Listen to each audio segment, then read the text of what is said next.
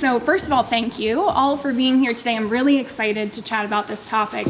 I'll tell you a little tiny bit about myself, and then I'd love to get to know who's in the room with me as well. So a little bit about me. My name's Rachel. I'm an occupational therapist by background. I used to have my own small direct patient care practice where I provided direct occupational therapy services to individuals living with dementia and their care partners and families in their homes through a Medicare Part B model in the Philadelphia region. But I now provide more consultation services to families, kind of more of like a coaching model, and mostly virtually. The reason that I got into this work is because of these lovely ladies up here. So we have my grandmom on the left with my mom, so that's Norma or Norma Day. And then in the middle, that's my great aunt Jerry or Jerry Day. And then on the far right is my great aunt Doris or Doris Day. And these are the Day sisters. They all did pass away with dementia. It's why I named my practice Day by Day Home Therapy in their honor.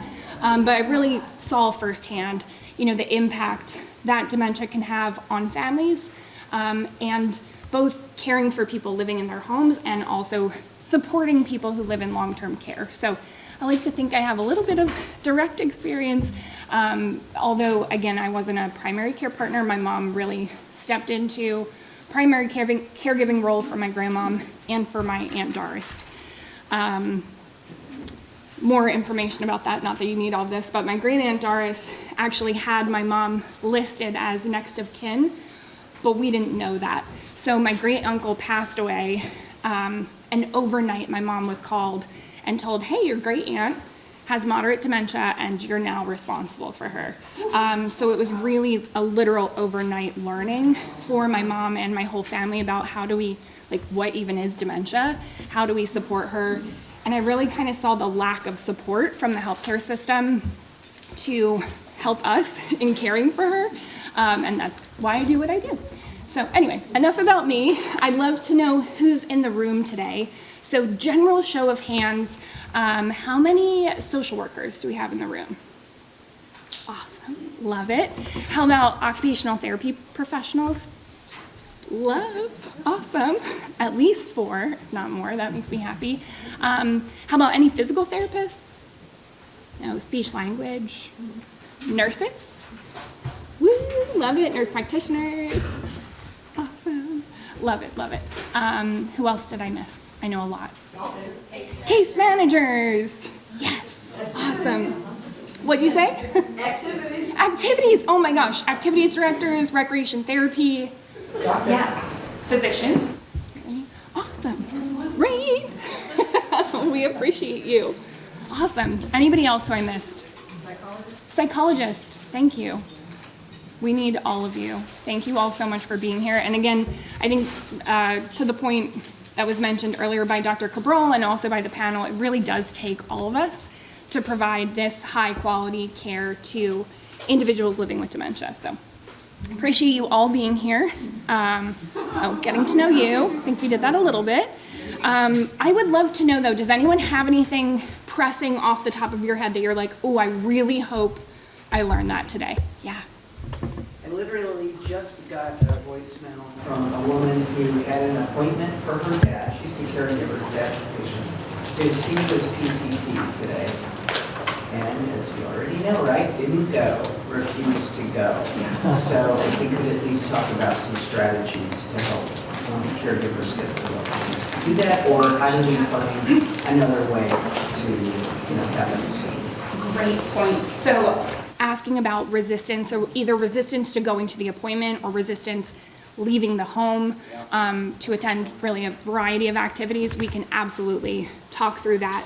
I'm going to talk about a few things today that I hope will generalize and apply to a lot of the different challenges, because I'm sure you can imagine 2 hours, not a lot of time to cover all dementia-related behavior, but I'm hoping that I'll be able to give you all a solid framework that makes you feel confident in your ability to address really any dementia-related challenge or behavior that comes your way. We're gonna practice it systematically. Anything else that everyone's like, oh, I really hope I learned this today? All right, hopefully I address everything you all want to know, but of course ask me questions throughout. I'm a very casual presenter, so hopefully this can be a little more interactive. I am hoping that by the end of the session today, you can explore common triggers and underlying causes of different responsive behaviors in dementia, and ideally develop practical strategies to both prevent and reduce responsive behaviors while promoting dignity and engagement. So why is this topic important? Again, I know I'm speaking to a lot of professionals who already know this, but we know that responsive behaviors are reported to be one of the most challenging aspects of care for families. We also know that they're a primary reason for long-term care placement. They create a significant amount of burden for family care partners and can contribute to care partner depression, and they're often misunderstood. And we know that, I'm speaking to my experience with my family, we weren't given any sort of formal care or support in how do we care for someone living with dementia and how do we handle behavior. So there's lots of different ways that we can look at behavior. Today we're going to be addressing non-pharmacologic intervention to behavior. Pharmacologic approaches, while they can be helpful for some behaviors, they're not available to treat many of the different behaviors that we see. For example, if someone is repeating questions, we can't just have a physician prescribe a pill to reduce repeating.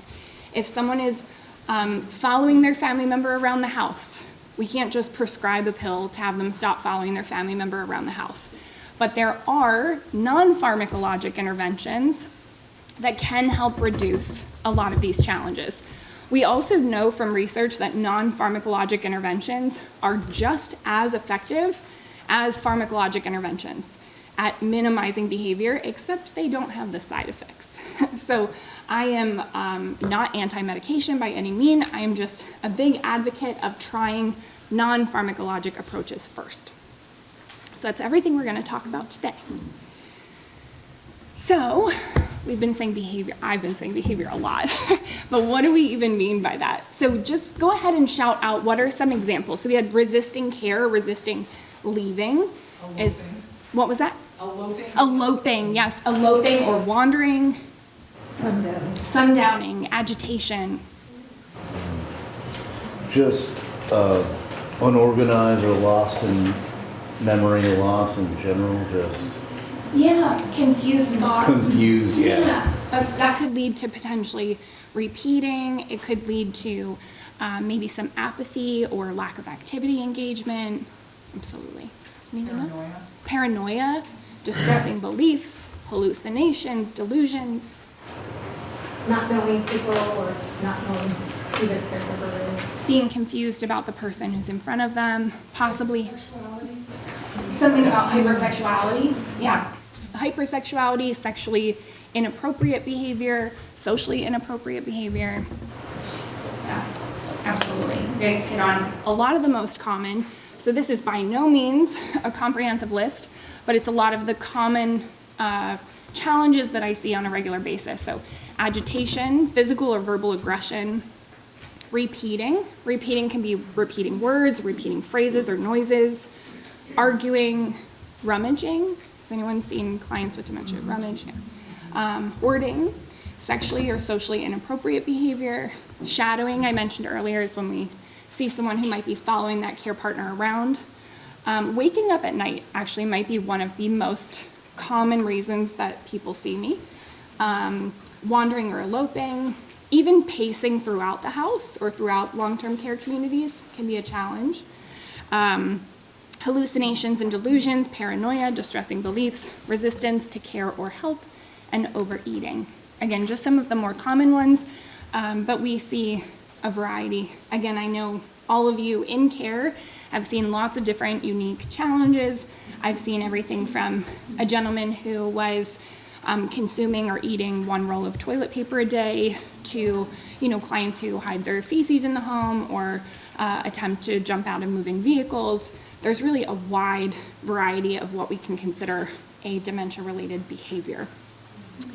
And I should have mentioned on the previous slide, there's lots of different terms for behaviors. Sometimes you'll hear challenging behaviors, dementia-related behaviors. One of the most common that we see in research or literature is behavioral and psychological symptoms of dementia, which is BPSD. Sometimes you'll hear neurocognitive behaviors. The one that I've been trying to adopt that I think I like the best is responsive behaviors. That one's come from our Canadian neighbors who introduced me to that term. I feel like it's a little more descriptive, like all behaviors are a response to something, right? So I think that that one resonates most with me, but these are all terms that you might hear. Okay, so we're gonna spend quite a bit of time on this concept, which is why are the behaviors occurring? The longer we spend on this, the more accurate we're going to be in the strategies that we use to reduce the behavior from happening or to respond to it. So I only have one rule, which is you can't say because of dementia. And that is because not everyone living with dementia has behaviors. They're not all the same kind of behavior. And an example of this, I think there was one time where I had 5 different people on my caseload, all who came to me primarily for waking at night. And after some digging and problem solving, we were able to identify the primary cause or reason for each of those individuals. So for one client, they were waking up at night because they had an undiagnosed urinary tract infection. So they were waking up at night needing to use the bathroom. Another client was drinking tea before bed, which is my favorite, but tea is a diuretic. It was causing them to wake up in the middle of the night to use the bathroom. Another client just wasn't tired because they really weren't doing much during the day. They weren't engaged in activity throughout the day. They were, not physically or cognitively stimulated, so they were waking up throughout the night because they just weren't tired. Another client was watching the news before bed, and that can be triggering for many of us. So it was actually triggering some pretty vivid nightmares. So he would wake up in the middle of the night really upset from watching the news. And then I believe my last client, this took a little more digging because I needed a lot of support from the physician to figure this one out, but he had a side effect from a beta blocker, which was insomnia. So that was causing him to wake up. So I use that as an example because if I was given these 5 different patients who came to me for waking at night, and I had a blanket approach of, oh, they're waking at night, this is how I respond or intervene, I would have said increase activity engagement because that's the most common that I see. And that would have been super helpful for one of my clients, but that really wouldn't have impacted the other 4. So the reason that I spend so much time on this is if we can dig and figure out the why, we have a much higher likelihood at actually being effective at helping these behaviors. Does that make sense? Okay, so if you couldn't tell by my comments this morning, I like to nerd out on models. So trans-theoretical model was the one I mentioned earlier. We don't have to get into that one, but there's a few of these that I think are really helpful at understanding behavior. I know you're probably thinking like, Rachel, we are providers. We don't want to sit here and learn about models. I promise I'm going to help apply it to day-to-day practice so that this is something that we can actually use. There's a few we're going to talk about. I'll spend the most time probably on progressively lowered stress threshold model and the triadic model. But let's start with the need-driven dementia compromised behavior model. Sometimes you'll hear this called the unmet need model. So again, all of these models, they all have merit. They're all different ways at looking at behavior. So I like to review all of them because sometimes I take like little bits and pieces from each model to help me understand a behavior. This model says that all behaviors are a result of an unmet need. That unmet need can be physical, and can be psychological, emotional, or social. So if we think about that, can anyone think of an example of a behavior that might be the result of an unmet need? I know this might feel like an oversimplification, but... Well, someone's in pain, Exit-seeking behavior. Yeah, absolutely. What So was if that? someone's in pain, they could exhibit a behavior, and somebody else said exit-seeking behavior, right? Exit-seeking behavior could be due to an unmet need, of a variety of things. Maybe they're hungry, maybe they're thirsty, maybe they're looking for social comfort. Yeah, maybe they just want to escape, maybe they're looking for a familiar environment. So if we take a minute and think about what could be that unmet need, that can help us understand behavior. And again, I'm going to go through a few more models in more detail that I think can help this a little bit more.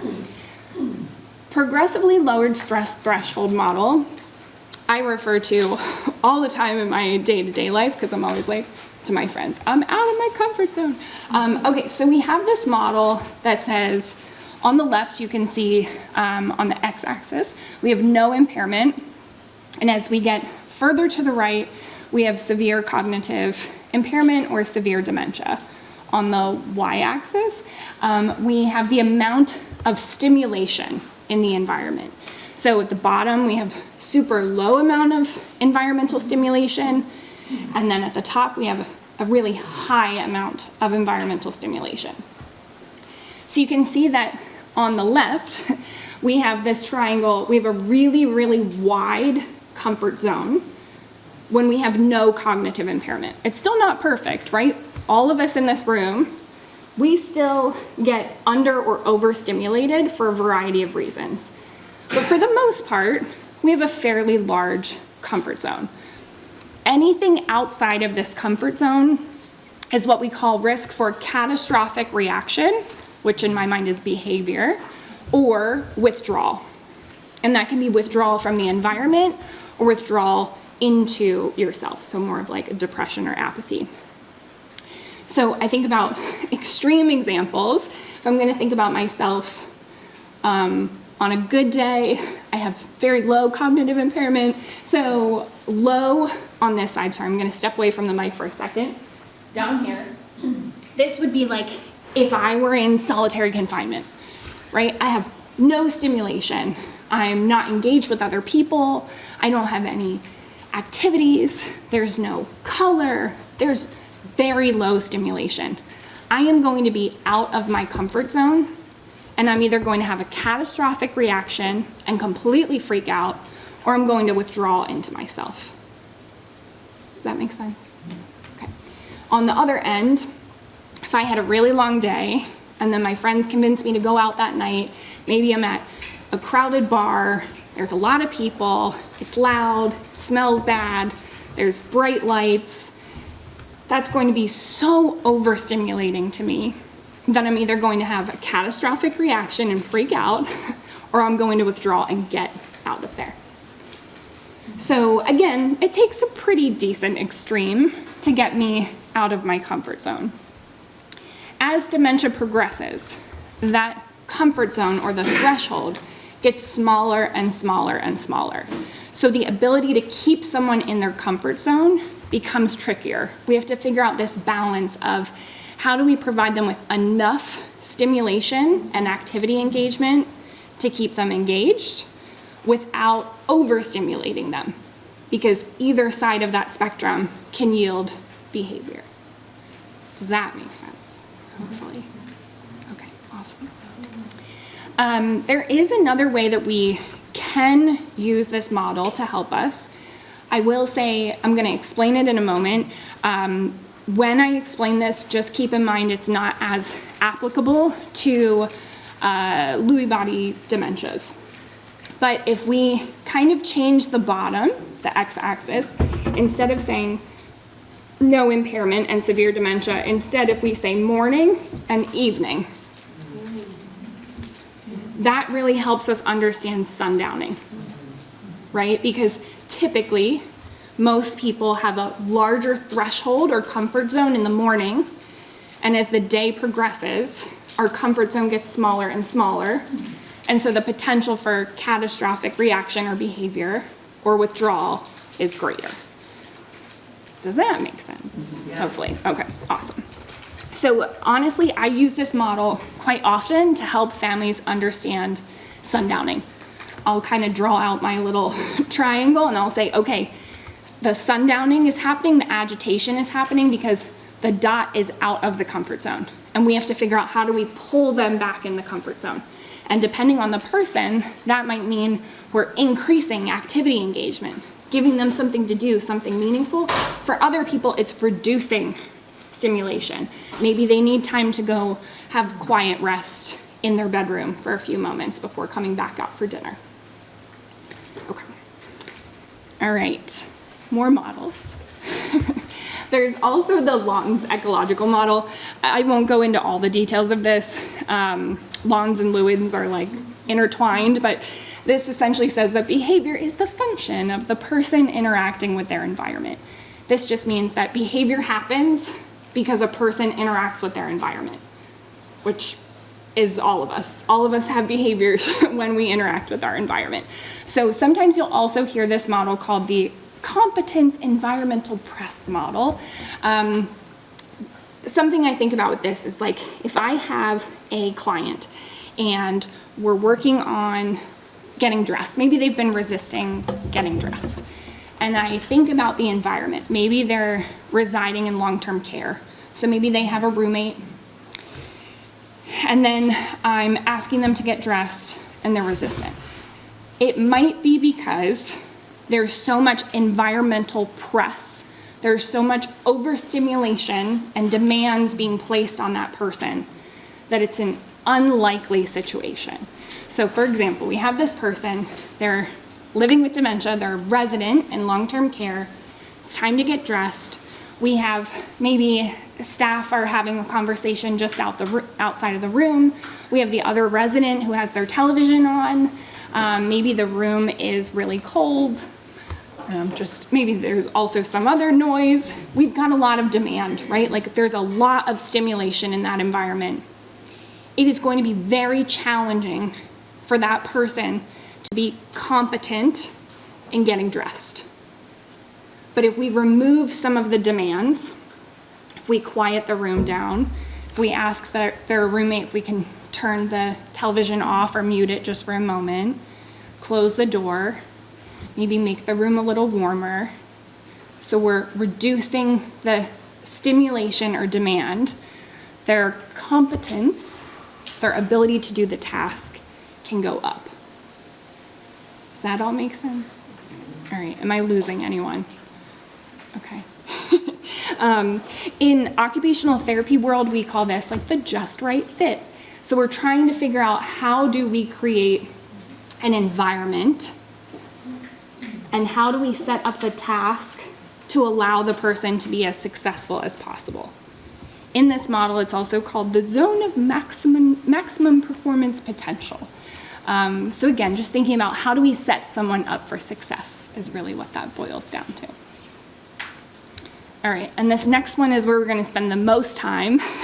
This one's the triadic model. Okay, this one, in my mind, kind of combines all of them. So this is why I like this one the most, and this is also why you have a piece of paper with 3 bubbles on it, because it's my attempt at your triadic model. So if we think about the triadic model, this says to us that we have a behavior that we're trying to address. Most of the time it's a behavior that we're trying to minimize. We're going to put that in the middle, and then we're going to say there are 3 categories of possible triggers or causes of behavior. So we're going to dig into what's happening within the person living with dementia that could cause behavior. What might the care partner be doing or saying unintentionally that could be contributing to behavior? And then how is the environment impacting behavior? So person living with dementia, what are some examples of what's happening within the person? We have internal states. So this first one, I have a sense of loss of control. I will say this is the #1 trigger when someone is resistant to something. Resisting taking medication, resisting help during bathing, resisting leaving their home or apartment. I would highly encourage that you consider, is the person experiencing a sense of loss of control? And is that triggering or contributing to the behavior? Other things that we look for that could be triggering behavior include things like fear. Is the person afraid? Are they fatigued or tired? Are they bored, confused, under or overstimulated, hungry or thirsty, need to use the bathroom, constipated, do they have unmet sensory needs? Again, none of these are all-inclusive lists, they're just examples of what you might see. We also see medical concerns, so pain or discomfort, possible medication side effects or interactions, urinary tract infections or other infections that might not have been identified, depression or anxiety, dehydration. And then we can also think about well-being domains. So this whole model, I will admit, of well-being domains is a bit new to me, but I do think that it fits really well within the triadic model under this category of person living with dementia. So we also want to think about what is the person's identity, their connectedness. I heard a lot this morning about connection, social relationship. So we want to think about their connectedness to others, their capacity for growth, their autonomy, their feeling of security, their feeling of meaning and joy. So those are other things we might consider as well. All right. I'm going to go through a couple more and then we'll try to pull it together. So in terms of care partner, so what might the care partner be doing or saying that may unintentionally be triggering behavior? So we want to think about what does their management style look like, meaning like household management. So maybe it's that they are expecting the person living with dementia to do more than what that person is actually capable of doing, or the opposite. Maybe they're doing so much for the person living with dementia, not allowing them to participate, and the person living with dementia hasn't been able to engage or contribute. It could be that the care partner is not necessarily breaking down tasks. It could be that they're rushing or that they lack routine. Care partner stress is also a really big trigger for behavior. And then communication. So it could be that the care partner is asking open-ended questions, abstract questions. Again, I know many of you already know these types of things, but if we really break it down and think about what might that care partner be doing or saying. Okay, any questions about this? All right, and then the last category in the triadic model is environment. So again, I'm an OT, so of course I'm going to think about the environment, but we're going to put a really heavy emphasis on this as well. So is there additional noise? Is the TV on in the background, the radio? Are there people talking? Are there unsafe conditions? So I once had a client who was using toilet bowl cleaner as shampoo. That was because the toilet bowl cleaner was being stored in the shower stall. So somebody at that particular stage is going into the shower, they're going through their, muscle memory, their procedural memory. They grab a bottle that looks like shampoo and they start using it in that way. So something as simple as storing that cleaner in a different location can significantly impact behavior. Also, strong odors. What does the environment look like in terms of objects for stimulation? So does that mean that the environment is super cluttered and so it's kind of overwhelming? It's overstimulating, so there's too much to look at? Or the opposite, maybe the house is so sterile or clean that there's no objects for stimulation or they're hidden behind drawers or cabinets and hard to access. Also, the social environment. Is the person living with dementia able to connect socially, or is it an overstimulating social environment? There's too many people who are talking around them. What's the temperature factor? I know it's chilly in this room today. Is the cold temperature contributing to behavior? And then lighting as well. Okay. All right, so we're gonna have like a super simplistic application of this. So Mr. Smith, he becomes agitated and yells when his wife asks him what kind of ice cream he wants to eat. So I have the behavior, we have a tiny little smidge of context here. If we just had to make some guesses, I know you don't have any additional context, but if we had to just make a guess, what do we think could be happening within the person living with dementia that could trigger agitation? Too many choices. Yeah, too many choices. Yeah, he has too many choices, so he's overwhelmed, and that could also kind of overlap with care partner, right? Maybe she accidentally provided too many choices. Yeah. He's disrupting his existing thought process that he's getting out of. Yeah, absolutely. So maybe from a care partner bubble, maybe she didn't allow enough time to process or respond and just started offering additional options. Absolutely. Yeah.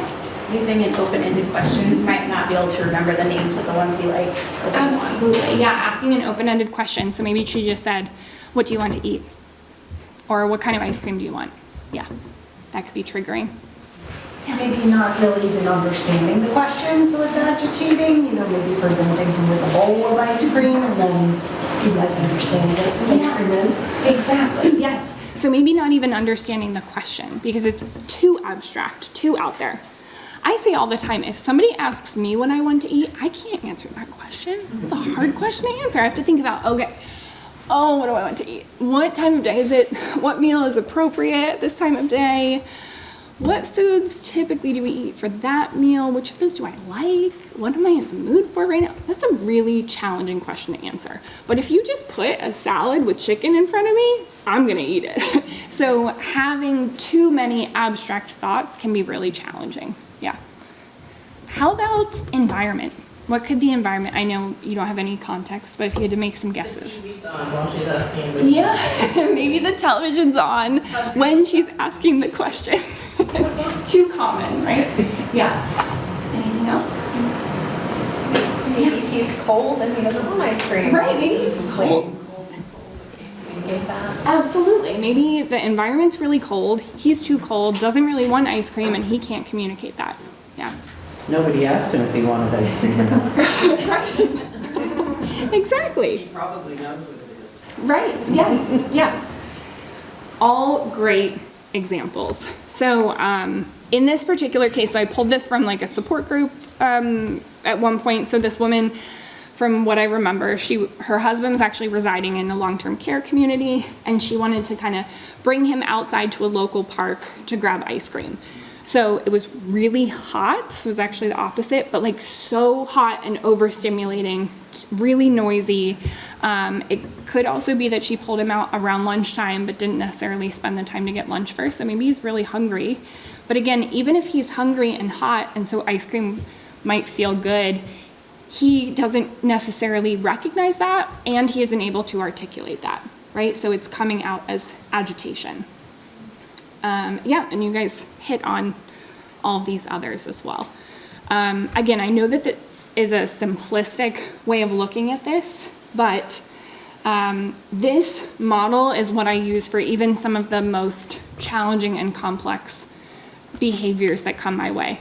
So I try to tease it apart and think about what are all of the possible unmet needs or what's happening within that person living with dementia that could be contributing. Even if I'm not 100% right, I try to brainstorm what might I be missing, what might the care partner be doing or saying that's contributing, and how might the environment be impacting. And once we have that data, it really gives us a much clearer picture of what we're working with so that then we can come up with strategies. And again, I think you guys hit the nail on the head here with there are a few different things that we could do, but before I get to that, I'm also going to apply it to one last model, and I promise I'll stop with the models. Has anyone ever heard of the ABC model before? Sometimes it's used in other populations as well. This is not specific to dementia, but it's antecedent, behavior, consequence. So antecedent, sometimes you'll hear activator, so the trigger, what's happening before the behavior. The behavior is typically what we're trying to change, or if it's a positive behavior, what we're trying to reinforce. And then the consequence is what happens just after the behavior. So really, how are we responding to the behavior? And again, in this case, so we have Mrs. Smith asks Mr. Smith, what would you like for dessert? Do you want chocolate, vanilla, or strawberry ice cream? And now Mr. Smith is kind of agitated, but he does answer, and he says strawberry. And the consequence, the response, is that Mrs. Smith says, no, not strawberry, you like chocolate ice cream. So I'm sure you can imagine that consequence or response actually then becomes its own antecedent, because that then triggers the behavior to continue. So now he's more agitated, and now the two of them are in some fight over strawberry versus chocolate ice cream. So Brendan gave a great strategy earlier of maybe we just place the ice cream in front of him, or maybe we at least show him options. I think there's a few ways that we can go about this that would be probably a better option than what we had here. One is if we know he likes chocolate ice cream, just get him chocolate ice cream, right? Worst case scenario, he doesn't eat the ice cream. No harm done. If you do want to offer choices, having that visual component is incredibly helpful. So being able to show, like, do you want the chocolate ice cream or the strawberry ice cream? And allowing him to choose from there. But we'll get into more strategies later. All right, any questions about the ABC model? All right. So you may be thinking, that's great, but how do we figure out the triggers if it's a really complex behavior? So there's lots of different questions that we can ask. These are just some examples. So who's around before the behavior? Who's around during the behavior? What's the relationship between those individuals? I say what is the behavior because I like families to really describe in detail. If I'm not able to actually see the behavior, I want the family to give me as detailed a description as possible. I say that because sometimes their definition of a behavior is different than mine. Like I had a care partner one time telling me, my husband's resisting bathing. Okay, so in my brain, I already have a picture of what I think that looks like.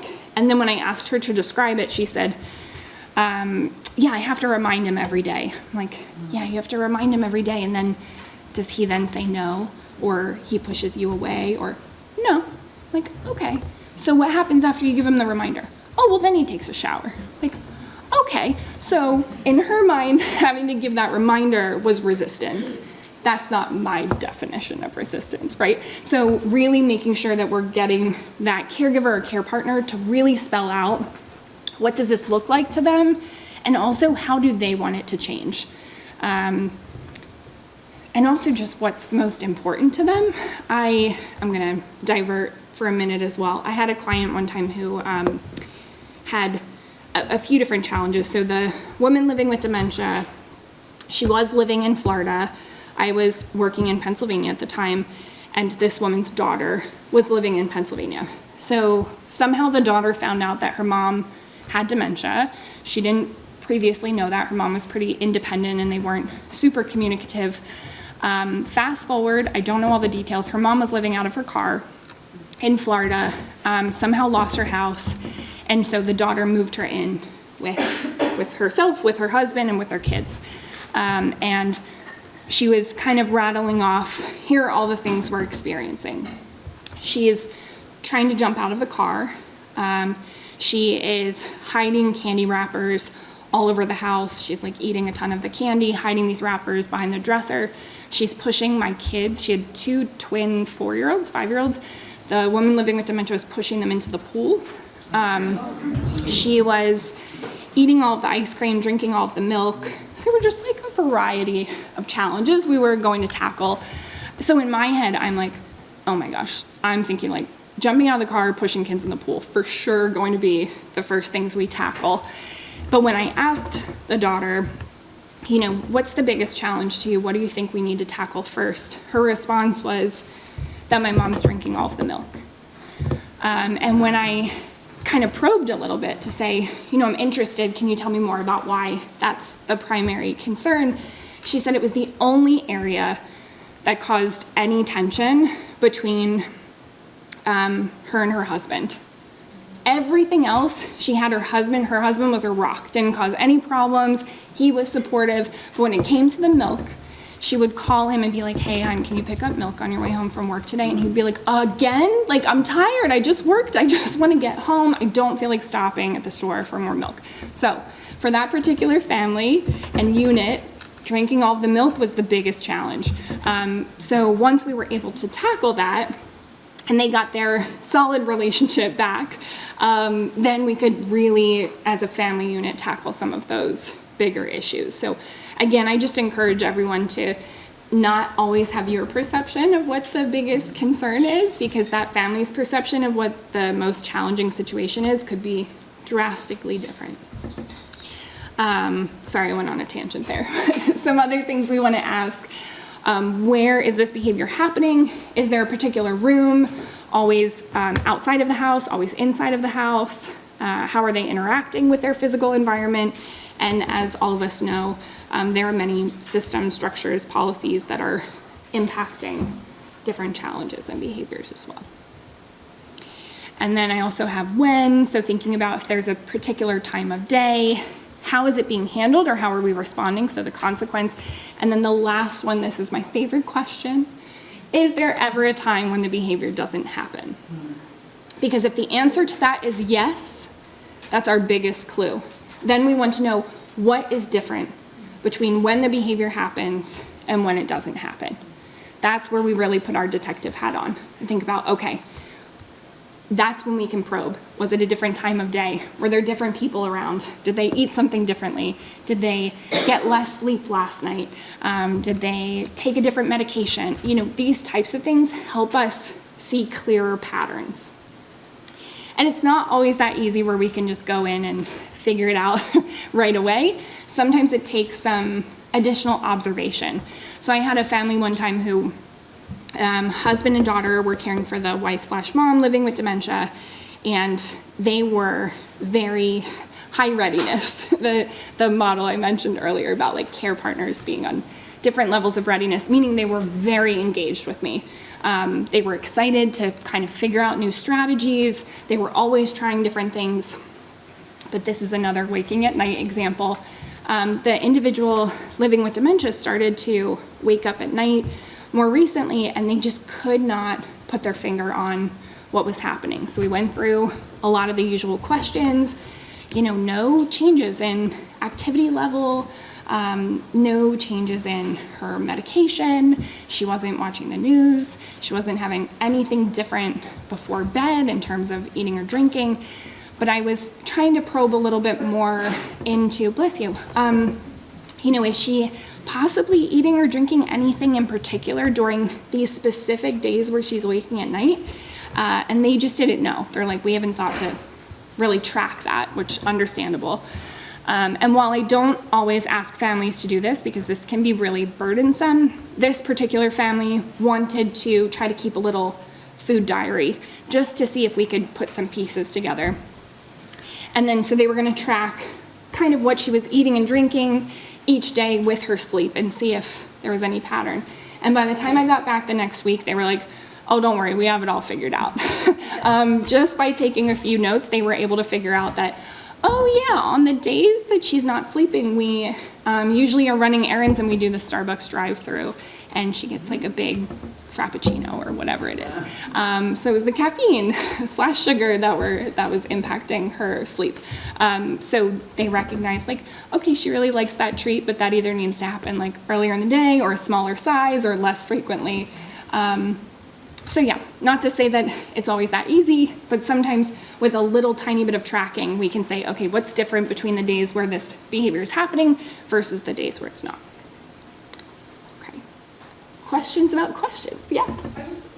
I may have just missed this. I heard you say something about people, but in my experience supporting older people with dementia, I have never once seen a situation in which that person hasn't had their favorite care people, the ones that they love, the ones that they think they hate, and the people that they haven't liked have always been a big trigger. Yeah, I appreciate you saying that. So people being a trigger, and I think that is really important and has a lot to do with background. I don't know if I have something about relationship. So that makes me think about like, what's the relationship between the person and that care partner? It's not always based on relationship, but it could be relevant to the person living with dementia's own history. Maybe they have been triggered in their past by a person with a certain tone of voice or a certain approach to them, just like we all have preferences and who we get along with and don't get along with. So absolutely, people can be a trigger, and the way that they communicate can be a trigger. It's not to say that that's always wrong. I mean, I certainly had clients where there was one client who, despite my best efforts to turn down my energy level, I could not do it enough, and I was overstimulating to this client. So, you know, it's possible that we ourselves can be triggers. Of course, we can try our best to change tone of voice, change body language, change our approach, but sometimes the best option is, can we brainstorm third-party solutions? Yeah, I appreciate you sharing that. Thank you. Yeah. Any other comments or thoughts on questions to determine triggers? All right, so I would love if we apply this. I would especially love if we apply this to challenges that you find to be really concerning. Like, don't use a super easy example. Let's brainstorm some things that are really tricky. Yeah, go ahead. I think the biggest thing that and I've been in this field for a while, but the whole dementia level, I'm still learning a great deal about. The hardest thing for me is the wandering, because then my mind is automatically like, okay, you need a memory carrier, which, for a whole bunch of reasons, that's not always feasible or applicable or not available. So, can you talk about that? Because that's the biggest, in terms of, safety, that's the biggest trigger for a lot of my clients. Yeah. And then, the person trying to take care of them, I turn my back around and he's gone. Yeah, just really fast. So, I appreciate you sharing that. So, do you want to brainstorm as a group a wandering example? Like wandering, and I know Actually, basics jump is in. put an alarm on a door, put a bat down, or all these different things. But are there other things? I need more tools in my toolbox. Great. If you have them. I have a slide later on with a wandering example. Let's just do that now. All right. Let's see if this pulls up. Okay, so we can use this example, but if you guys want to talk about a different example, that's fine as well. So for this particular client of mine, he was an 80-year-old man. He was being cared for primarily by his wife in their home in the community. His diagnosis was Alzheimer's disease, and then I did pull this from another presentation that was for mostly OTs. So LACLS 5 score is like a functional cognitive score. I can totally nerd out on that in a minute too, but pretty much that means I would say would ballpark to be like beginning of severe dementia. So I would say moderate to severe, but more on the severe side.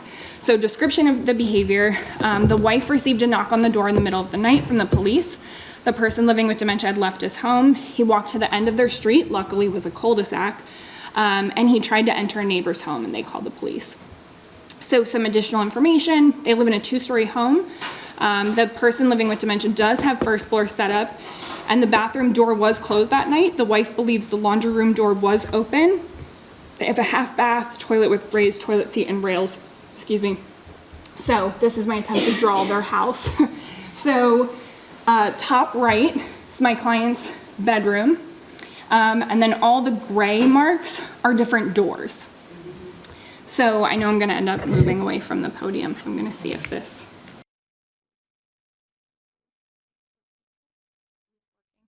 For the recording. Okay, awesome. All right, so my client wakes up in the middle of the night. He leaves his bedroom. And if we think about people, again, I'm debating if I'm gonna backtrack and nerd out on the Allen's model, but let's just think about severe dementia. Oftentimes people are engaging with their environment with what's directly in front of them, directly within line of sight. So out of sight, out of mind, once we get to severe dementia. So he's exiting his bedroom. He still has, though, procedural memory. So his muscle memory is still intact. So he knows that he always goes to the bathroom.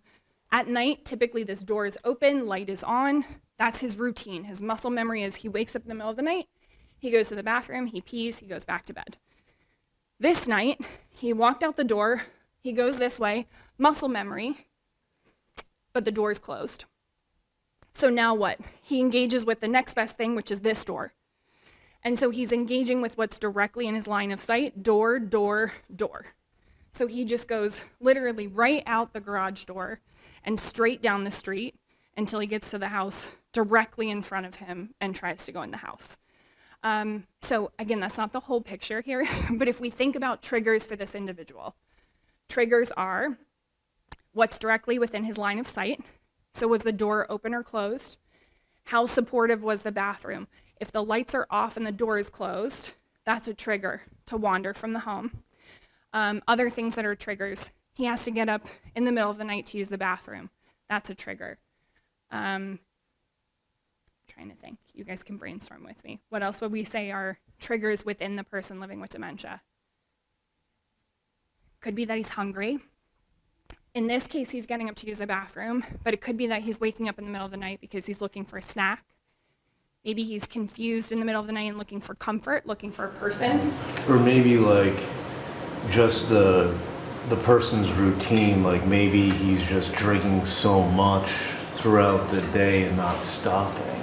Yeah, so At a certain point, so it's like he's more apt to use the bathroom depending on what's going on during the day. yeah, absolutely. Maybe he's more restless because that's just kind of his traditional state. We could also think about, I think this gentleman worked in corporate, but I had another client who was wandering, he separate client, separate case, was wandering in a memory care community. So it was locked, but he was going into all of the residents' rooms in the middle of the night.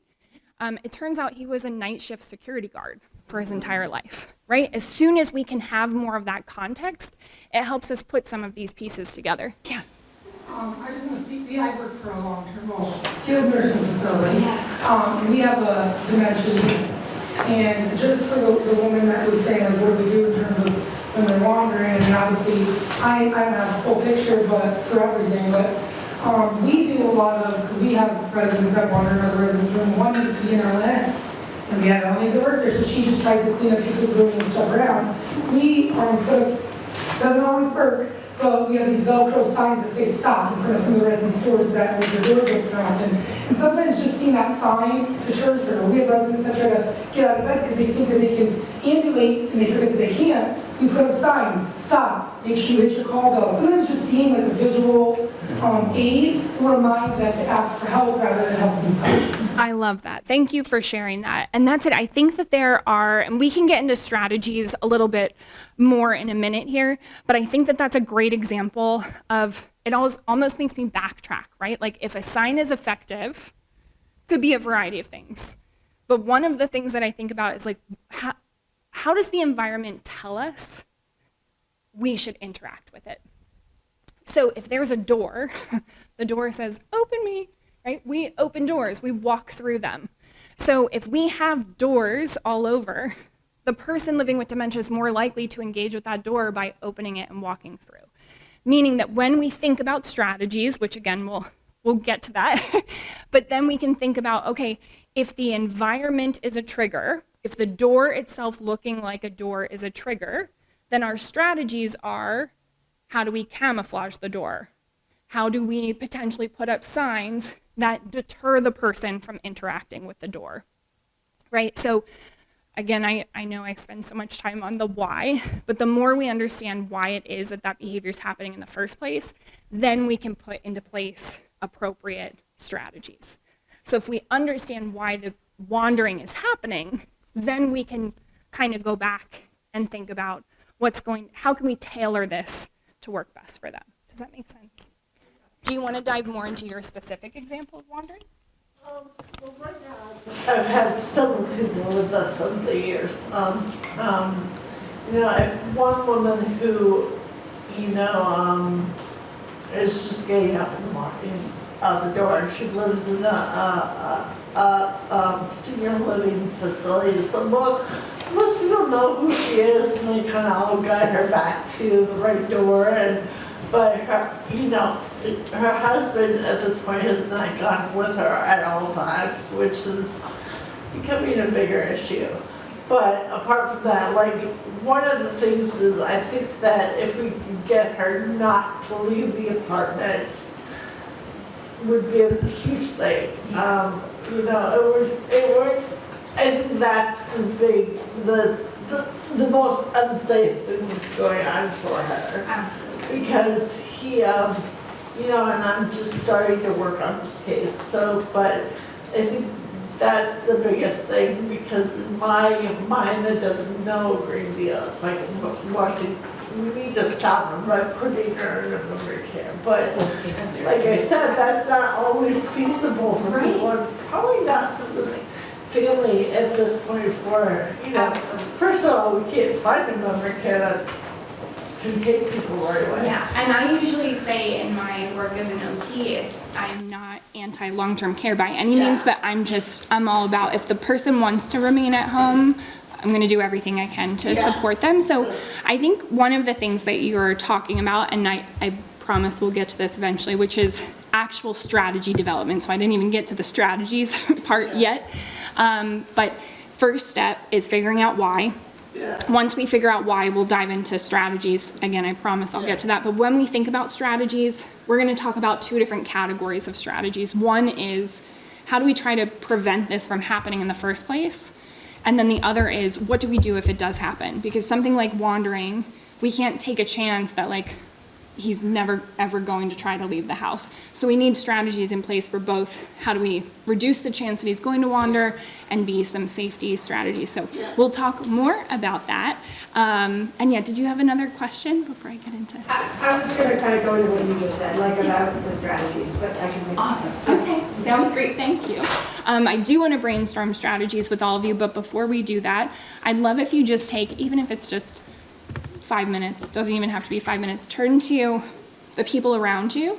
Go ahead and use the one sheet that you have with the bubbles on it, and I want you to think about either one of your clients, residents, somebody you work with who has dementia, and try to think about the behavior and what some of the triggers are within each of those categories and share with each other. I'll get you a paper. Thank you. Of course.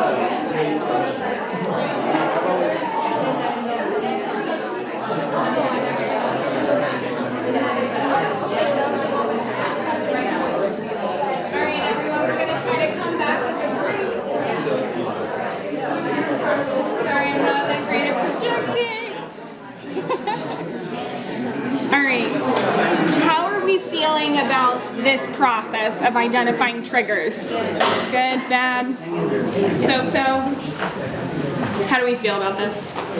There are. Feeling okay? Fantastic, I love it. Okay, awesome. I said I wasn't going to nerd out on any more levels, but I can't help myself. I pulled this up from a different presentation because I just feel like it adds a little piece of the puzzle that might still be missing. So, for anyone who attended the presentation I did last year, I'm sorry because I know I talked about this last year as well, this model, but I do think that this helps us when it comes to things like wandering. It definitely is hugely helpful when we're trying to identify activities. So I'm just going to go through this really quickly. Allen's cognitive disabilities model, or Allen's cognitive levels, we use this primarily in occupational therapy, so I know it's not super widely known, but it's a functional cognitive assessment. So the results of the assessment gives us a score. The highest score is a 6.0, so that's most of us on a really good day when we're not tired or stressed. Every other level has what we call modes within them. So we have 5.8, 5.6, 5.4, 5.2, 5.0. We're gonna lump it together and call it 5 today for ease. So you're gonna see that in each of these levels. So a level 5, that's more of a mild cognitive impairment. These clients still safe to live at home alone, but they need support with really complex tasks.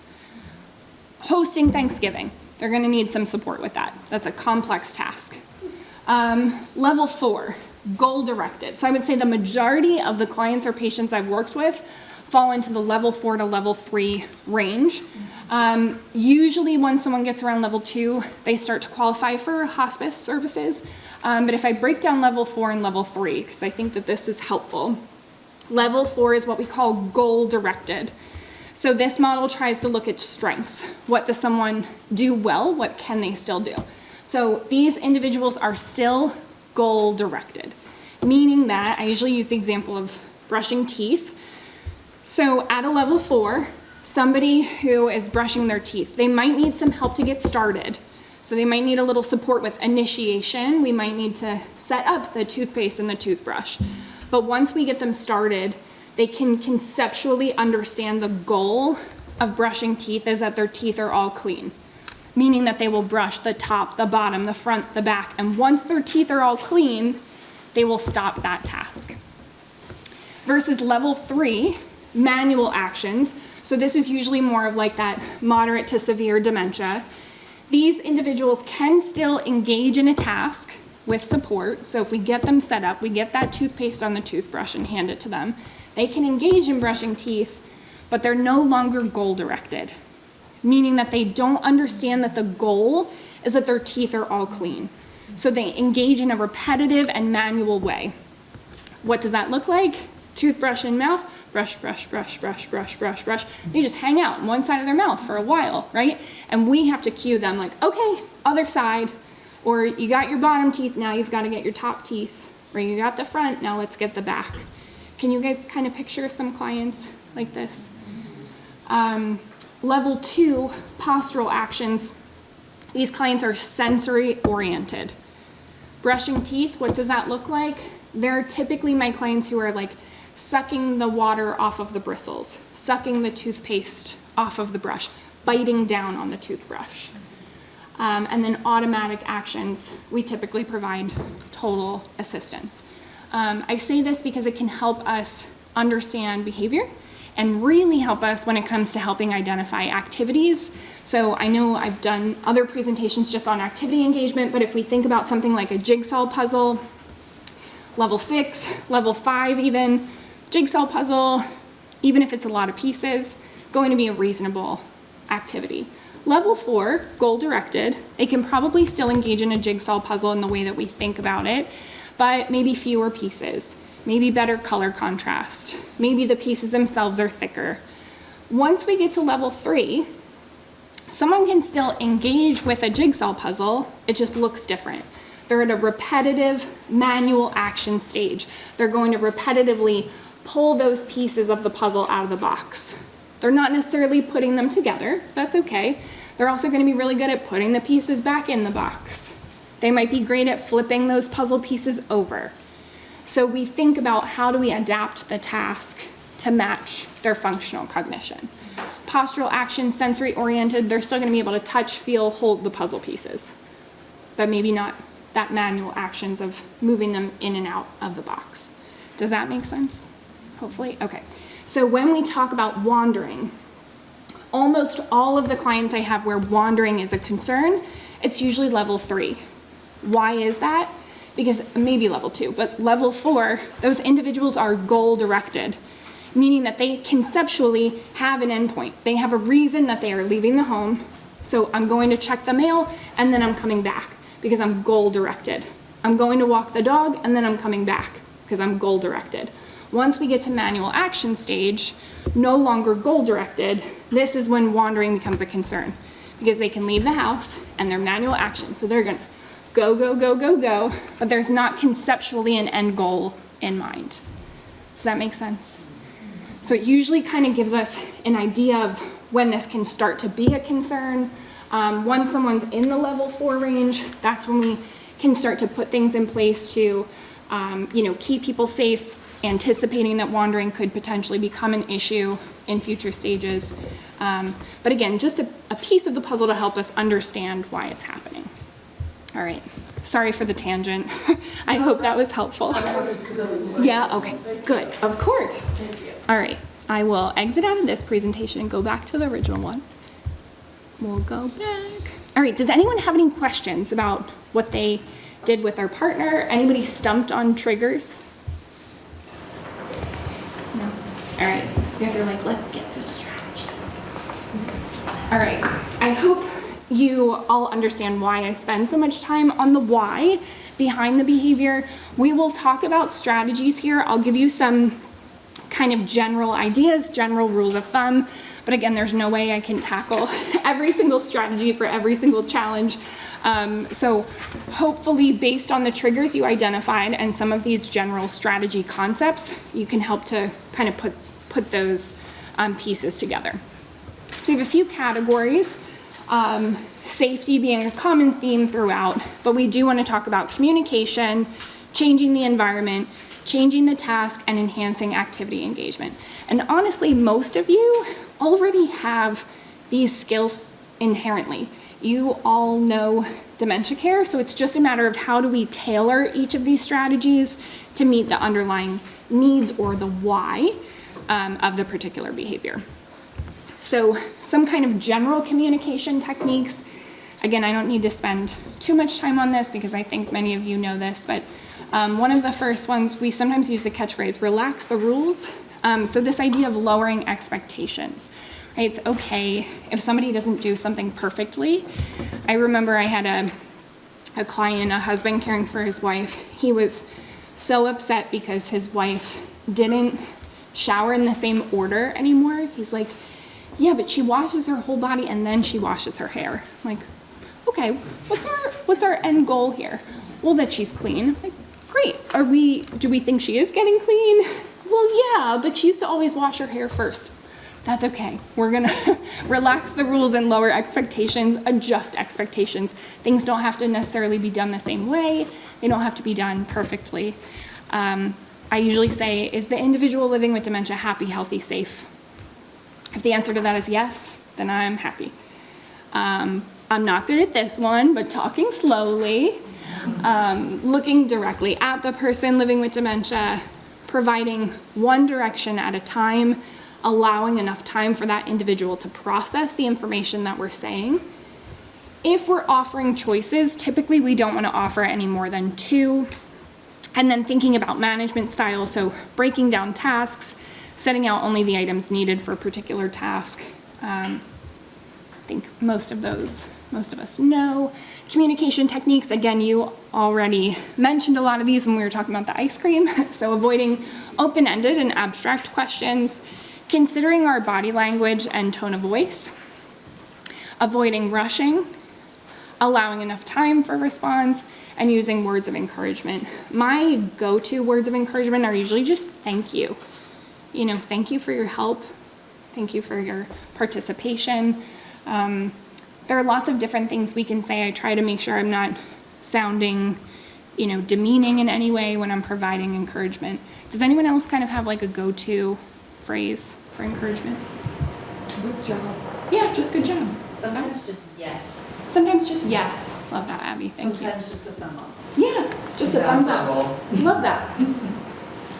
Yeah. It's not saying anything. Yes. Yeah. That's what I mean. Yeah. The verb Yeah. processing. Yes. Right. Sometimes not saying anything. Like I've had clients where they're like, stop saying your job. Yeah, yeah, that's fair too. Yep, yep. Sometimes I'll say to caregivers, sorry, I will say to them that I actually like play a little game with myself where I will see if I can support the person living with dementia to do a task without saying any words. And then that way, if I do use words, I'm really thoughtful about which words I'm choosing to use. So I use that for myself because I can be very chatty, but I also try to demonstrate for care partners how we can facilitate tasks through environmental changes, task changes, those types of things. I'm sorry, go ahead. Just on the allow enough time for a response, one thing that I had to learn was I was thinking if I would ask a question and it would take longer than I thought it should take to respond, I'd ask another question to clarify. And now I'm asking like question on top of a question on top of a question and just staring at them. And I know that that was really frustrating for them. So I do this. just learning Yeah, to like I've stop been and wait. Yeah, that's it. I think Just like flood their auditory process. Yeah, right, And then right. they get afraid. being comfortable with silence, right, in the type of care that we provide, which I don't think in our current fast-paced world is really easy for a lot of us, again, I'm speaking for myself included, to be able to just sit and give silence and space can be really challenging for us, but it could be really supportive for that individual. Yeah. So my mother-in-law, when she started showing signs of dementia, like when we were going in the morning, she was very chatty, and then by like noon, she was just, there was nothing there. So I said to her one day, it's like, I'm gonna ask, and you can't tell me that that's okay. Yeah. This is what I'm noticing. Like, she goes, yeah. She goes, in the morning I can talk, but as the day goes on, like, the words are in my head, but I can't, like, it was a whole processing. Yeah. She knew what she had to say, but she was having to think about it, and then once she thought about it, figure out how to form the words to have them come out, and she said, by lunchtime, I am so exhausted, I just can't think, which like has been super helpful for me. That was before I even came into dealing with dementia. So I think about that when there's that pause, they're really having to think hard. The answer's there. Yep. And they're frustrated because it's not coming out. Exactly. And then what does come out isn't always what's here. So that was just, like, I'm so thankful that she was able to explain it that way for me, because it was just a real eye-opener to be able to go, okay, like, they really need that time, and when it comes out, it's probably. I really appreciate you sharing that. You know, sometimes we call that like expressive aphasia, right? Like inability to get those words out. I think about, again, my grandma. Every time I would visit her, she was always someone who was like trying to give things away. I'm sure you all know those older adults. So anytime I would visit my grandma, you know, take this, take that. And the one day she was trying to pawn off her sofa on me. And I was like, what in the world? How am I going to get the sofa out of here? And then once I paused and thought about it, she was trying to offer me a soda. And it was just coming out sofa. But it took me a minute to be like, why is she trying to get me to take her sofa out of here? So yeah, absolutely. Like words don't always come out the way that they anticipate. The other thing sometimes I have to remind care partners about is because that auditory processing takes so much energy, sometimes people living with dementia will close their eyes so that they can reduce the amount of stimulation that their brain is trying to process, right? So sometimes they'll close their eyes in order to actually listen and be able to process that information. And so I can't tell you how many care partners I've had to say, like, please stop saying to them, open your eyes. Like they're listening to you. They don't need their eyes open to look at you to know that, you know, they're trying to comprehend what it is that you're saying. And I think, you know, I think about adult day programs being a really great example of this. They don't force all of their residents to have their eyes open to participate in all activities. People can still participate by sitting, listening to music, and having their eyes closed. And that might be, again, when we think about that progressively lowered stress threshold model with the triangle, that might be their way of keeping themselves in that comfort zone to reduce some of that stimulation. But yeah, thank you for bringing that up. It's great. Yeah. My own parents, like, my dad passed away of dementia a while ago, but I think it explains a lot about my parents' relationship, that my mother was finally, like, after 50 years, she was letting me make all the decisions now, because as he got older, he was just like, you decide, it was too much. Yeah. She locked in. Yeah, too much. Let somebody else manage this for She's like, he's not fighting me anymore, he's just letting me make the decisions, but he knew that was a side pass, and that he was going to. Yeah, that he was having. So, because he was just like, you decide, I can't decide anymore, you just make the decision on what to do. And also, what a great example of how sometimes changes in dementia end up working out for both parties, Yes. right? Like, she seemed happy, he didn't feel like making the decisions anymore. Better quality of life for everybody. Yeah. So, Yeah. not always a bad thing. But yeah, I appreciate you sharing that too. Thank you. I have a couple more communication techniques. Again, I know many of you know all of this, and some of these were mentioned this morning. One thing, this one, I know I was really bad at with my grandmother, and a lot of families have a really hard time with this one, but avoid telling the person living with dementia in advance of visits, appointments, or other events. Telling people in advance, again, I know a lot of you already know this, but it can actually be the trigger to anxiety. And anxiety often manifests as repeating. So if we avoid telling the person in advance, we can reduce anxiety about that event. Therefore, we could potentially reduce repeating. Going along with their belief of what's true, of course not if they have like this really terrible, like I had a client one time who believed that there were like children on fire in her yard. I'm not going to say, yes, there are children on fire in your yard, but what I can do is acknowledge, reassure, and redirect. Acknowledge the emotion behind what she's saying. Oh my gosh, this is really scary. Reassure her that you are on her team. You're there with her, so I'm gonna take care of this for you. I've got this. And then redirect into a different conversation or activity. I think the challenge is that so often we're taught like redirection, redirection, redirection in dementia care in general, and while redirection is important, how many of us, when we're in the heat of the moment and frustrated after a day of work and we go home and maybe we have a partner where we're like, can you believe what happened today? If they immediately try to change the subject, I don't know about you guys, but that would not work for me. But if someone first acknowledged my emotion, reassured me that they heard me and that they're on my team, and then tried to redirect, I might be a little more receptive to that. So acknowledge the emotion, reassure them that you're on their team, and then redirect them. We also want to avoid explaining or rationalizing. Again, this can be really hard for a lot of family care partners. I think about this one client I had where I think I was leaving the house and they were trying to get to a doctor's appointment, but it was like the middle of the summer in Philly. It was like 95 degrees, and the woman living with dementia had her giant puffy winter coat on.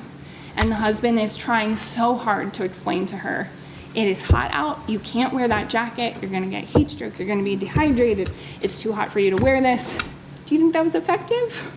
No. So instead, I asked if I could borrow one of their other winter jackets. So I put the winter jacket on, sat down next to her, and I was like, whew, I'm hot. I'm gonna take my coat off. Oh, here, I'll help you with yours. Right off. So being able to model or demonstrate is going to be much more effective than trying to over-explain or rationalize the situation. Not saying that that's going to work every time, but sometimes it's that easy. Please, yeah. The techniques. So Yeah. how would you answer the question of what are the exceptions to these? You know, this is the textbook strategy. Yeah. So, you Yeah. know, who are the exceptions to Who are the the person that you would exceptions? tell in advance who happens to have dementia? Ooh, okay. So the exception to telling someone in advance, I would say, would be somebody with more of a mild cognitive impairment, possibly a mild dementia, or possibly somebody with like a Lewy body dementia where maybe their short-term memory is not as impacted as other types of memory. So sometimes I call dementia care informed trial and error. Like there's a method to our madness, but still requires a little bit of trial and error. So for somebody who doesn't have significantly impacted short-term memory yet, I might still be able to tell them in advance of an appointment or an event without it triggering anxiety. And sometimes, again, it's trial and error. If we tell the person in advance and we're noticing an extreme increase in anxiety, pretty clear that there's that's a trigger that we need to adjust. Sometimes we can tell the person in advance, not an anxious or anxiety-producing reaction, and so therefore we have some insight that like, okay, maybe either short-term memory isn't that impaired, or maybe this wasn't a particular trigger for this individual, so we can continue to use that. Does that answer your question? I heard you. Okay. Do you have other examples that you are like, this isn't, are you I just think that everybody that we deal with in life, has different including those preferences? with dementia, are different and should be treated as individuals. And, Agreed. you know, I mean, a quick story I can tell you was that I was caring for someone, and with the theory of don't tell her that we're taking her to get her earwax taken out, and she was taken to the doctor by who they thought would be the best person and not told what was going on, and it was an absolute disaster. Yeah. And I said, I'll take her next time. Yeah. And we spent the entire day talking about the process, how big and strong she is, and she was, and she wasn't that big, but, you know, and anyway, we get into the doctor, and I thought so-and-so was gonna bring her. I'm like, we're good. You know, go ahead. She gets into the chair. He gets about halfway through, he's like, he's probably, and she's like, finish up. Yeah. You know, I mean, so I think it's just, Agreed. you know, I'm not at all, you know, I'm not implying that the techniques are right or wrong or whatever, No, but I I am appreciate saying that. that in my experience, they're, you know, everybody's different, and doing what you just mentioned, which is to figure out whether it's a better thing or not. Yeah. To tell them in advance, because our trigger in this group here was about the importance of making sure that the people that we work with and support are given the opportunity for self-empowerment. Yes. And, you know, and feel as though, you know, they actually are in charge of their life, which was the first thing that you put up on the screen. So, well, that's it. I think to your point, it's also, again, really important that we do tease out those individual triggers or contributing factors for that person, right? Because the example you just gave, that sounds very much to me like this individual's reaction or response that first time was a sense of loss of control. She was blindsided, didn't have any control over the situation that she was thrown into. Doesn't sound like she was necessarily supported through that lack of control, but was probably just kind of forced along the steps like, you need to do this, and then it escalated the behavior. So your approach addressed her primary underlying trigger, which was a sense of loss of control, by giving her control and empowering her. So I do think being able to tease out what is the specific contributing factor for this behavior is really important. And to your point, sometimes even for people, I know I'm giving very like broad stroke strategies here. And you're right, it's not going to work for everyone. Another thing we can think about when it comes to something like repeating, just gonna do time check, is we can think about if not providing the information at all is just not an option, or that doesn't give them a sense of control or empowerment, how can we provide the information to them in a way that doesn't cause anxiety? So, for example, some of my clients, like I had an individual, she was repeating all day, like, where's my daughter, when is she coming home? She's repeating that because she's anxious, right? She's home with her paid caregiver, her daughter's not there, her sense of security is gone because her daughter's not there. And so by not telling her anything about where her daughter is, we're not helping that situation. So for this individual, we decided that we needed to intervene by allowing the person to get the information that she needed, but in a way where she could digest it. I don't know if that's the right word, but just telling her like, oh, your daughter's at work, also not totally fixing the situation, because she would have to, the caregiver would then have to repeat that multiple times a day. So what we did for this individual, she was blind. So we couldn't use a visual cue, but instead we had the daughter leave a voicemail on the home answering machine that said, "Hey mom, I'm at work. I love you so much. You're there with Suzanne. I'll be home soon." And then the paid caregiver could play that voicemail multiple times throughout the day. So that individual living with dementia could hear her daughter's voice, get that sense of comfort and control, and be given the information that she was seeking on regular intervals, so we didn't allow that anxiety to escalate to the point where she was really agitated.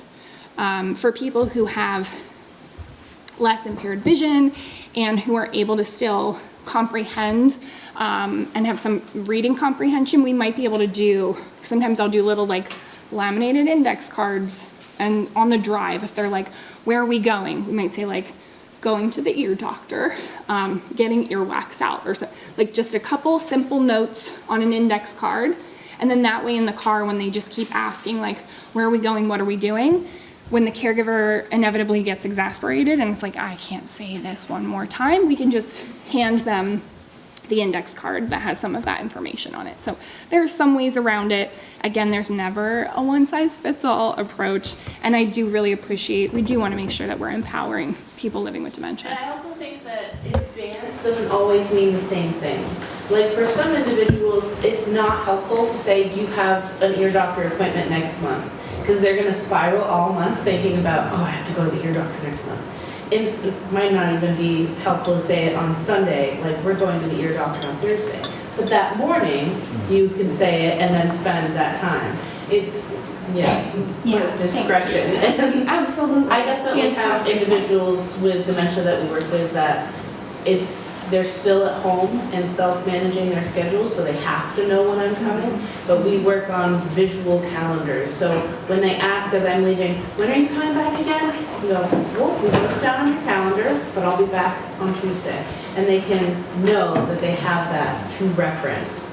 Yes, I'm a home health therapist too, and that's such a big thing. It's like if they see you and they acknowledge that you're writing it down, then they don't have to think about it anymore. Yep, it's off the plate. Off the plate, yeah. Love that. I think that's beautiful. Yeah, we'll take one more comment. So I did, a question, you had said Lewy bodies versus short term. So because I just brought on a new client who never dealt with Lewy bodies. Okay. So are the techniques different for Lewy bodies than they are for other types of dementia? I'm going to say like general rule of thumb, most of what I'm talking about today will apply to Lewy body dementia as well. The difference with Lewy body is that typically short-term memory is not nearly as impacted as other types of memory. So like we just assume with dementia, like everybody with dementia has impaired short-term memory. Not necessarily true of Lewy body. And functional cognition, so like that Allen's model I referenced earlier, functional cognition dips, like ebbs and flows much more drastically with Lewy body dementia within the same day, within a week. And so that model that I shared with like 6, 5, 4, 3, 2, 1, super, super helpful for people with Alzheimer's, vascular dementia, because they're typically functioning around the same stage for most of the day, and then usually for at least a few weeks or months in the same kind of mode. Lewy body dementia, people can really fluctuate between like goal-directed and manual actions within the same day, which we can adapt to, but it takes even more skill and patience from care partners. So I try to validate for care partners when I'm working with dyads where somebody has Lewy body, that it's not the care partner doing something, quote, wrong. It's a technique that worked for them in the morning, realistically, probably isn't gonna work later in the day. And that is true of all dementias. What works one day might not work another. But I think that we see that more drastically or more significantly in Lewy body dementia. Does that make sense? Yeah. So just to build on that, I had a client that I worked with that had Lewy body, and his wife shared with me, I went to visit on one particular day and he couldn't speak on that day, but the day before he could speak. And she said that it happened like that, and his short-term memory was intact, and so he would tell her like the next day when he could speak, and he'd go, "Oh, remember yesterday when I couldn't say whatever," and then he would tell her, and they came up with a plan like on how to address that, to be prepared for the days that he couldn't speak. It was really neat.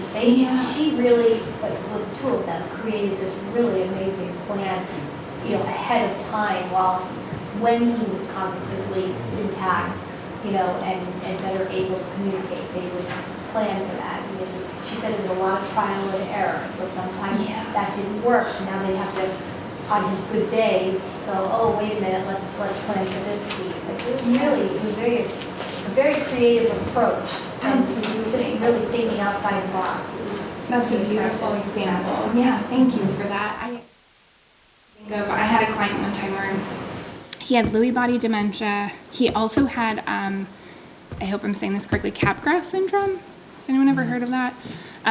Where I've only ever had like 2 or 3 clients ever who have had Capgras, but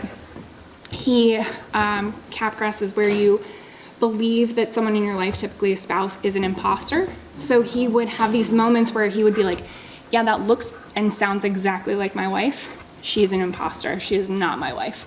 And so it was challenging, and I'm going to say fascinating in the most compassionate way, but we could work through during my visits with them, when he wasn't experiencing Capgras, because he had Lewy body and he had some insight, we could kind of talk through what his experience was during those moments and what kinds of strategies he would be more or less receptive to.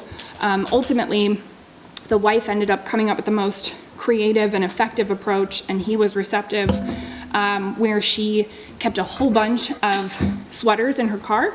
And so every time he thought she was an imposter, there was no fighting, no rationalizing, she just said, okay, I'll go get your wife. She would walk out to the car, swap her sweater, and come back in. And it worked for them every time.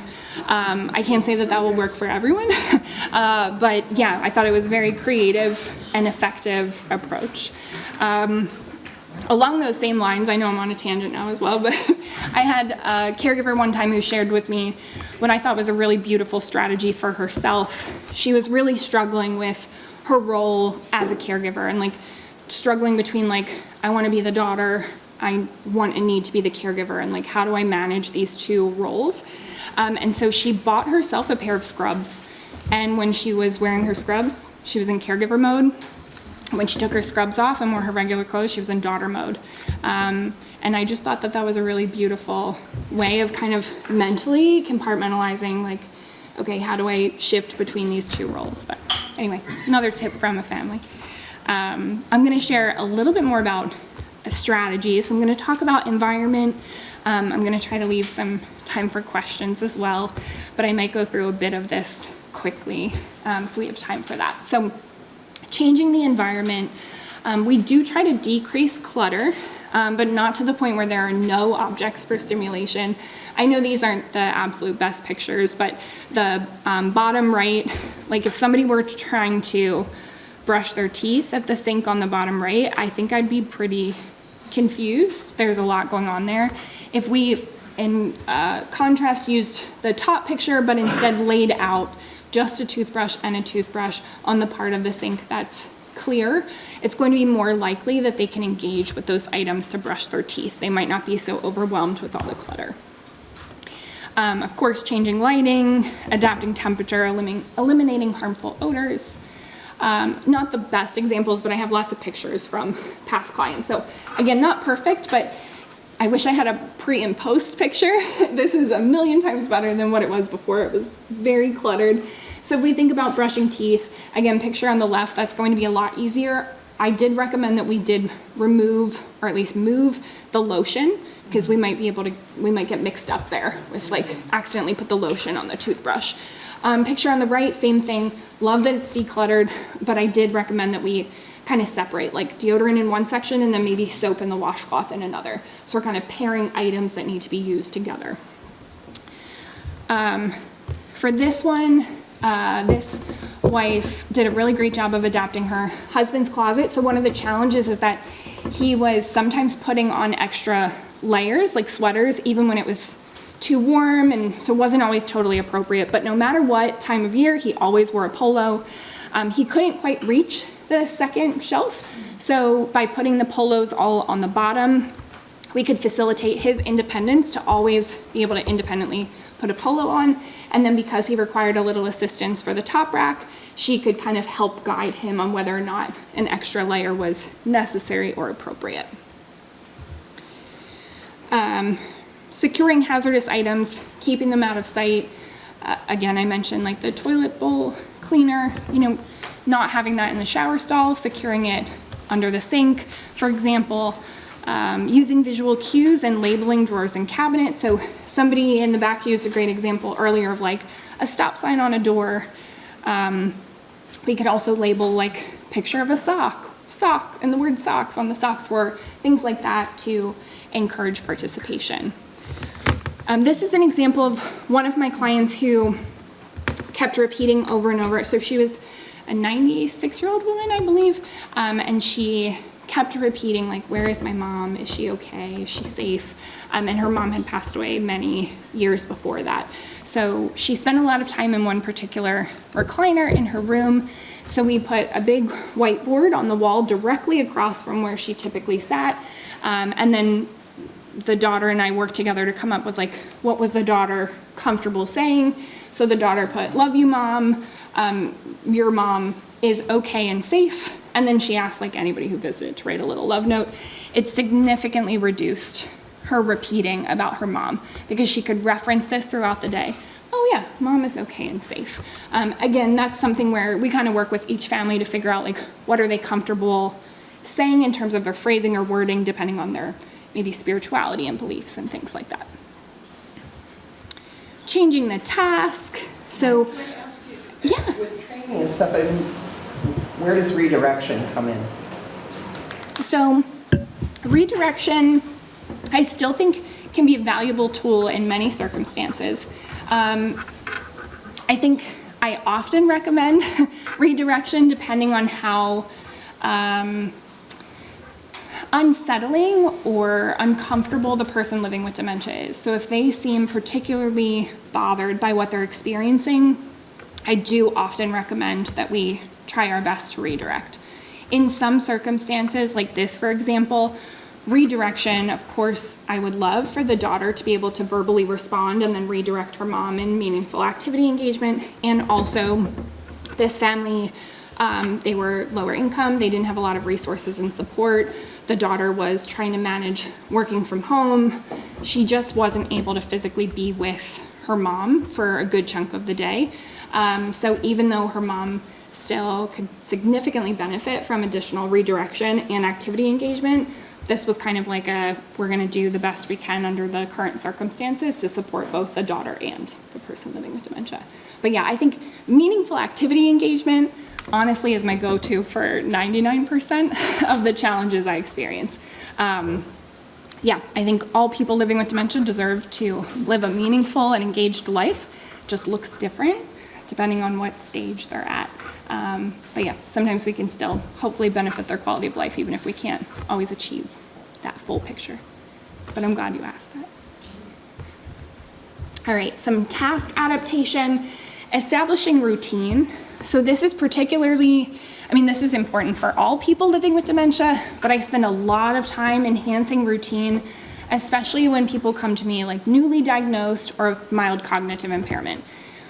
Most people living with dementia maintain their procedural memory or muscle memory for longer than other types of memory. So if we can really support that individual living with dementia as early on as possible to create and form routine, what we can do is help embed those routines into muscle memory, and then that helps them stay functionally independent for longer, because that procedural memory can stay with them for longer. So what does that look like? That might mean setting up what I call like a command station. So I think like you two were talking about the use of like a visual cue or a calendar or something. That can be really helpful, especially for mild cognitive impairment, mild dementia, setting up these routines where maybe every morning I come downstairs, I make my pot of coffee, I take my medication, and everything's on my command station. It's like a section of my kitchen, and that's also where my calendar is, it's where my whiteboard is, it's where I check my appointments. If we can set up these routines and structures, we can allow the person to continue to do those routines for longer. I know I mentioned some of these already, so I'm gonna fly through. I know last year I spent the whole time just talking about activity engagement, so I won't spend all of my time on this, even though many of you know I could chat for hours and hours and hours about just activity engagement. I know I've shared some of these pictures at other presentations in the past, so forgive me for repeating myself, but just a few examples for anyone who hasn't seen it. So picture on the left just kind of reminds me of, this is one of my clients who, one of the challenges was that he was rummaging. So he was kind of moving items all over the house. The wife was like, I can't find my important bills. He's moving like my wedding ring. Like things were just going missing all the time. So we decided that we were going to create a rummage box for him. So still allowing him to participate in rummaging, which to him is meaningful, but filling this giant box, which I don't have a picture of the box, but filling the box with meaningful and important items to him. So he loved fly fishing. He loved making flies. So we made a giant rummage fly fishing box. So we included a lot of the feathers and items that he would typically use to make a fly.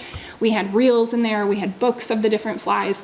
This was something that typically we would encourage a caregiver to do this with him, but he could still rummage and move all of these things around, but within a more contained space, still got the sensory need, and hopefully still meaningful to him. You can also pair that easily with storytelling or reminiscing. My client on the right, anytime you can see a client's face, I have permission from the family to share, but client on the right, she was doing a lot of shadowing, so following her husband around. She was functioning more around that Allen's level, kind of like low 3, high 2 range, so a little more sensory oriented. So she did really well with like a fidget mat, where she could fidget with some of those items. Client on the right, so this is a client of mine who used to resist leaving her apartment. So she did not want to ever leave. It's me from a few years ago, learning how to make pinch pots. But this client used to do a lot of, clay work, pottery in her past. And so to get her to leave the apartment, we thought a lot about sense of loss of control being a trigger for her. So we framed it as like, I would love to learn how to make a pinch pot. I heard you're the person who knows how to do that. Can you help me? So framing it as a way that she really was the one in control, she could teach me, really got her more easily out of the house. I know, again, it's not that simple for everyone, but this is a client of mine who is tearing apart tissues and then shoving them in her recliner, and the husband was getting kind of frustrated by that. So again, sensory oriented, like sequin mat. This one's called a dablet by Dabblesack, but lots of different sensory oriented techniques or strategies can work there. Sorry that I'm flying through. I just want to make sure I have time for questions. So a few case examples. I think I'll skip this for now. I know we have wandering. So if we think about applying this, when we're thinking about strategies, so I know I mentioned this briefly earlier, but we want to think about strategies that connect directly to the triggers we identified in order to reduce the behavior from happening. But we also want to make sure that we have strategies in place for how do we appropriately respond to the behavior when it does happen.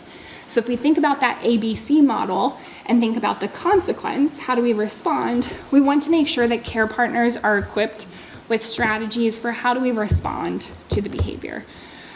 So that's important when we're developing them. Considerations when trying strategies, depends on the family. We're going to adapt based on what they can handle or what they can tolerate. Sometimes we try one strategy at a time, sometimes we try multiple. I usually ask that people try strategies for at least 1 to 2 weeks before we write it off, unless it increases a behavior. Of course, if it makes the behavior worse, if it agitates the person living with dementia in any way, I usually say stop immediately and we'll regroup. Excuse me. When we identify effective strategies, it's really important that we share that with the whole care team. We want everyone to be on the same page so that we're all using consistent approaches. Sometimes, I say keep a record or journal. Again, I recognize that's one more thing for care partners to do, so I don't often recommend that unless that's something that they've expressed interest in. Okay. I'm sorry, I know I flew through the end of that, but I wanted to leave enough time for questions and to brainstorm any of the situations that you all are going through. So what questions do you have, and who needs to or wants to think about strategies? Yeah. So the gentleman that lives alone in an apartment and is not going to leave the apartment now, which is a change in the recent months, and apparently is probably not showering. Says he is, but we don't think he is. We have just a few hours of help in the home, and that's it. And the daughter comes in and helps out a little bit. But I mean, what do you do with him? Because now he's not going to go to the doctor. I know we can do, well, maybe telehealth or see if the doctor will come in. But I mean, what's good for him? Yeah. So this is one of those times where I say, like, I can give you best case scenario, what we could try in terms of strategies, and recognize that we are working against like systemic factors that are not supporting this individual. So ideal world, we have increased care and support for him so that he's not living alone. And then we have a care partner who we can train and educate on, here are different strategies and approaches that we can use to try to encourage him to leave the home. And if we were going to do that, I would say, again, sense of loss of control is probably a big factor. So in those situations, we have to think about, how do we allow him to feel in control? This is going to look different for every person. For some individuals who maybe really love or respect their physician, we might be able to say things like, you know, your physician specifically asked for you to come in, they really want to see you. For other individuals who like really are not a fan of the medical system or maybe don't feel respected or heard, that's going to be a much harder sell. So we might need to think about, are there ways that we can encourage him to leave the home where he feels in control, and while we're out, we happen to stop by the doctor. Again, that's in an ideal world where we have somebody who can facilitate that for him. Unfortunately, I recognize we have a lot of challenges. As I think the morning kind of everybody on the panel really did a good job of identifying like where some of our gaps are. People living with dementia and their families need so much more help and support than our system can currently provide. And I know we're all doing the best we can in a broken system. So yeah, a lot of what I talked about is like, yeah, in a perfect world, this looks great. And I recognize it's not always that easy. So I would say, if I were in this situation, I think I would be doing some trial and error to see what things might be more effective for him to leave the home. So I would be asking questions like, when does he not resist leaving the house? What does that look like? Are there particular things that he does seem motivated to leave the house for? And what's the difference between those items versus the doctor? What kind of feelings do those evoke? And then how do we use that to our advantage to get him out of the house and then happen to do a doctor's appointment after that? Yeah, I think things have changed. They've progressed now. It's just a flat, no, I'm not doing that, even though he's been encouraged and even, hey, let's go take a walk, let's do it. Yeah. Can I ask what this gentleman used to do for a living? He's sort of new to me, so I think it was some kind of labor, I'm going to say. Yeah. I often try to think about too, I know I briefly mentioned this, but I say all the time that like we as humans all have an innate desire to participate in our world, and that feeling doesn't typically go away with dementia. It's just a shift. So sometimes we can think about, again, I'm not claiming that this will always work, but sometimes we can think about, okay, if some sort of labor was something that he used to do and used to be proud of, and that's how he contributed, can we figure out something where we're asking for his help for a particular task that he used to do? Whether it's the task itself, whether it's, you know, I wanted to change the tire on my car, but I really need someone to tell me how to do it. You know, something that really allows him to feel valued. It might be what we need to break him out. Thank you. Of course, thank you for sharing that.